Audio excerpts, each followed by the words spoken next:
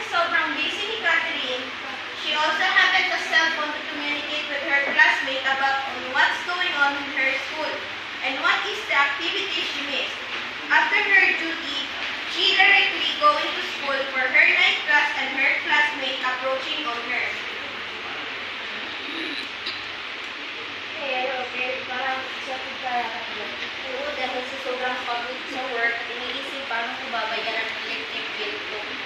Naku, alam mo ba, maraming activities na namiss mo na wala ka na kami sa phone. Am I right? Oo, tama ka, Heights. Pwede bang pakopya na lang ako at tahingin ng idea sa ginagawa niyo sa school? Yes naman, kaso ba't kasi wala kang phone to communicate us? Gugustuhin ko may bumili ng cellphone para may communication ako sa inyo. Mas okay na lang sa ipagbabayad ko na lang ng electric bill ko sa tinitirhan ko. O siya, sige, babalitaan. Na lang kita kung ano ulit ang mga activities. Maraming salamat.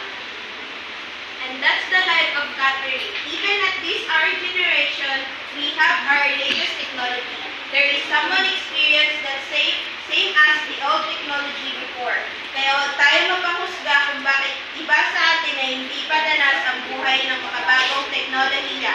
At this rate, the technology we use in our drama is half kind of technology. Communication technology, transportation technology, electrical technology, manufacturing technology, and medical technology. And that's all. Thank you. Amen. Artists are Catherine, Bye. Liza, Betty, Paano?